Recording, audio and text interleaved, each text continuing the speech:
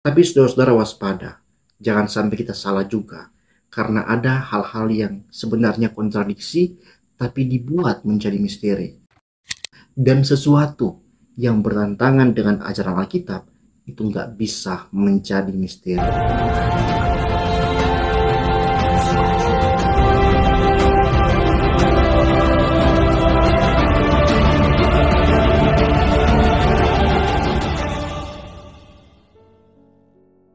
Saudara-saudara, di tengah zaman yang serba logis, sains semakin maju, filsafat semakin kompleks, dan teknologi membuat hampir segala hal tampak bisa dijelaskan, masih ada tempat untuk sebuah kata yang sangat penting, yaitu misteri. Kata misteri di sini, saudara-saudara, itu bukan bicara mengenai sesuatu yang ilusi atau hal-hal yang mau dipecahkan oleh detektif, tapi ini berbicara mengenai misteri iman. Sesuatu yang oleh sebagian orang itu mungkin dicurigai sebagai alasan untuk berhenti berpikir, atau malah sebagai kedok untuk menutupi ketidakkonsistenan dalam ajaran Kristen. Tapi hari ini saya ingin mengajak kita semua untuk melihat bahwa misteri iman bukanlah ruang kosong bagi yang malas berpikir. Sebaliknya, misteri iman itu adalah ruang suci, tempat di mana akal budi manusia akhirnya bersujud, menyadari bahwa di balik segala yang bisa dipahami, ada yang melampaui. Ketika Alkitab berbicara tentang misteri, yang digunakan adalah kata Yunani, mysterion. Ini bukan berarti sesuatu yang gelap dan tak terpecahkan, tapi sesuatu yang sebelumnya tersembunyi dan kini dinyatakan oleh Allah sendiri. Sesuatu yang hanya dapat kita ketahui karena Allah berkenan membukakannya. Kita bisa lihat ini dalam surat Paulus, ketika ia menyebut Injil sebagai misteri yang disingkapkan kepada para rasul. Atau dalam pertama Timotius 3 ayat 16, agunglah rahasia ibadah kita, Dia yang telah menyatakan diri dalam rupa manusia. Jadi misteri itu bukan berarti nggak ada kebenaran. Misteri justru memanggil kita untuk menyembah, bukan menyangkal.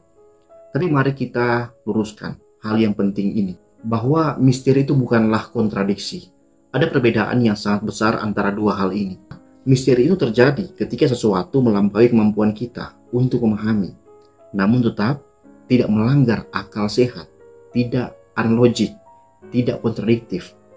Sedangkan kontradiksi atau unlogik adalah ketika dua hal saling bertentangan secara logis dan tidak bisa berdiri bersama. Misalnya mengatakan Yesus adalah Allah dan bukan Allah pada saat yang sama, dalam arti yang sama. Nah, itu kontradiksi. Tapi mengatakan bahwa Yesus adalah Allah dan manusia, nah itulah misteri. Inilah yang membuat doktrin seperti Trinitas menjadi salah satu misteri iman terbesar dalam kekristenan. Kristen tidak percaya bahwa Allah itu satu dan tiga dalam arti yang sama. Tapi kita punya ajaran Allah itu satu dalam esensi, tapi tiga dalam pribadi. Kita nggak bisa menggambarkan ini sepenuhnya dengan logika manusia. Tapi ini bukan berarti ilusi. Ini adalah kenyataan ilahi yang melampaui akal kita. Melampaui, bukan bertentangan dengan akal kita. Begitu juga dengan inkarnasi. Sebagaimana sang firman menjadi daging, tapi sepenuhnya tetap Allah dan sepenuhnya manusia. Dua natur dalam satu pribadi. Ini bukan campuran dua zat atau dua kepribadian dalam satu tubuh. Ini adalah kebenaran yang menuntut iman sekaligus menantang logika. Bukan menentang, tapi menantang logika tanpa melanggarnya. Di dalam semua itu, Allah tidak sedang bermain teka-teki. Dia tidak sedang menyembunyikan diri dalam kabut semata-mata untuk membuat kita bingung. Dia justru menyatakan diri dalam kasih-Nya, tapi menyatakan dirinya sebagaimana Dia adanya, tak terbatas. Kadang kita lupa bahwa Allah yang kita sembah bukan ciptaan pikiran kita. Dia bukan sekedar versi terbesar dari manusia yang bisa dimengerti sepenuhnya. Dia adalah pencipta segala sesuatu. Dan jika akal manusia bisa sepenuhnya mengerti Allah, bukankah itu artinya kita telah menciptakan Allah yang bisa kita kontrol, bisa kita mengerti? Seringkali tubuh kita aja kita nggak mampu mengerti, ya, bagaimana kehidupan kita sulit mengerti, apalagi sang pencipta, ya kan? Karena itu iman Kristen tidak menolak akal budi. Iman Kristen menghormati akal. Apa kata Yesus? Kasihilah Tuhan dengan segenap akal budimu. Jadi akal ini sebagai alat yang diciptakan Allah untuk memahami kebenaran. Tapi alat ini itu harus tahu tempatnya. Ini bukan hakim atas wahyu Allah, melainkan pelayan yang membantu kita menggali, merenung, dan memuji. Banyak teolog besar sepanjang sejarah menekankan pentingnya akal ini. John Calvin pun berkata, akal kita harus ditundukkan kepada firman Tuhan, bukan menggantikannya. Saudara-saudara, misteri iman bukan tanda kelemahan iman, melainkan justru tanda kekokohan iman. Kita nggak menyerah pada kebingungan, tapi kita mengakui kebesaran Allah.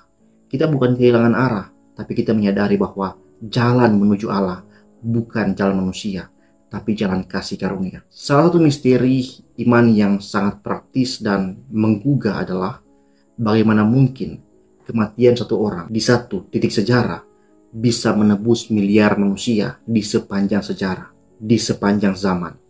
Disinilah kita melihat ke dalam misteri salib. Kita percaya bahwa Yesus Kristus mati bukan hanya sebagai simbol, tapi sebagai pengganti. Dan kematiannya itu cukup. Cukup bukan karena logikanya bisa dijabarkan dalam rumus ekonomi, tapi karena nilainya tak terhingga. Ini bukan matematika, ini misteri kasih. Hal ini juga berlaku dalam sakramen, dalam baptisan dan perjamuan.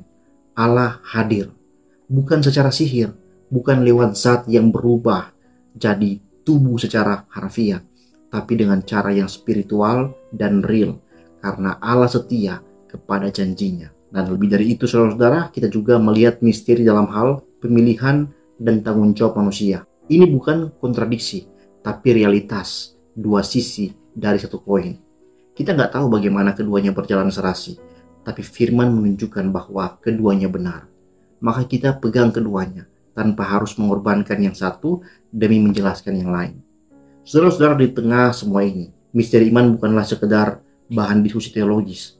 Misteri iman adalah tempat berlindung ketika hidup tidak berjalan seperti yang kita rencanakan, ketika doa tidak dijawab seperti yang kita harapkan, ketika penderitaan datang tanpa penjelasan. Maka kita bersandar pada misteri kehendak Allah, bukan karena kita pasrah, tapi karena kita percaya Dia baik meskipun jalannya tidak selalu terlihat.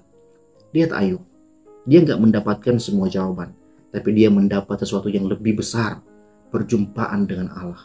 Dan lihat Rasul Paulus di Roma 11, setelah membahas tentang keselamatan dan Israel, ia menutup bukan dengan kesimpulan logis, tapi dengan pujian. Oh, alangkah dalamnya kekayaan, hikmat, dan pengetahuan Allah. Betapa tak terselidiki keputusan-keputusannya, dan betapa tak terselami jalan-jalannya. Itulah respon iman terhadap misteri, yaitu penyembahan. Maka saudara-saudara, ketika kita tidak mengerti segalanya, jangan panik. Jangan tergoda menggantinya dengan jawaban dangkal. Jangan pula menghindarinya dengan sinisme. Tapi berdirilah di hadapan Allah dengan takjub dan ucapkan, Tuhan, aku percaya, meskipun aku tidak sepenuhnya mengerti. Itulah iman. Iman yang tahu tempat akal budi. Iman yang berpikir keras, tapi juga bersujud dalam kekaguman. Dan di sanalah kita bertumbuh. Bukan dengan menguasai misteri, tapi dengan hidup di dalamnya. Tapi saudara-saudara, waspada. Jangan sampai kita salah juga. Karena ada hal-hal yang sebenarnya kontradiksi, tapi dibuat menjadi misteri. Karena ingat, prinsipnya misteri itu harus berangkat dari firman, bukan bertentangan dengan firman. Firman Tuhan mengatakan apa? Tidak ada orang datang kepada Bapa kalau tidak melalui Yesus. Dan pengajaran ini diterima oleh para rasul. Mereka memberitakan Injil, sekalipun harus mati, mereka beritakan Injil. Petrus berkata, ya, bahwa tidak ada nama lain di kolong langit ini yang olehnya manusia dapat diselamatkan. Paulus berkata, sebab aku mempunyai keyakinan yang kokoh dalam Injil, bahwa Injil adalah kekuatan Allah untuk menyelamatkan. Jadi jelas Alkitab sangat eksklusif untuk keselamatan manusia. Mereka harus percaya kepada Yesus Kristus. Tidak ada tempat pada ketidaktahuan ataupun kepada mengikuti, mentaati dorongan hati nurani sebagai jalan keselamatan. Tidak ada. Kalau kita membaca dengan baik Roma pertama sampai 3, di sana sudah menutup kemungkinan adanya pengajaran bahwa di luar iman kepada Kristus orang bisa diselamatkan. Karena orang Yahudi yang punya Taurat dan bahkan yang tidak punya Taurat, mereka semua telah berada di bawah hukuman dosa. Jadi Kristuslah yang menjadi solusinya. Injil, orang harus percaya pada Dia untuk bisa selamat dari dosa, dari kematian dosa. Kalau kita mengatakan bahwa Bagaimana dengan orang-orang yang baik, mereka yang hidup saleh, meskipun gak mengenal Injil? Saudara-saudara, jangan mengandaikan sesuatu yang berlebihan. Tidak ada manusia yang sangat baik sebaik Kristus di bumi ini. Semua orang telah berdosa. Tidak ada yang mencari Allah, tidak ada yang hidup benar. Semua telah berdosa.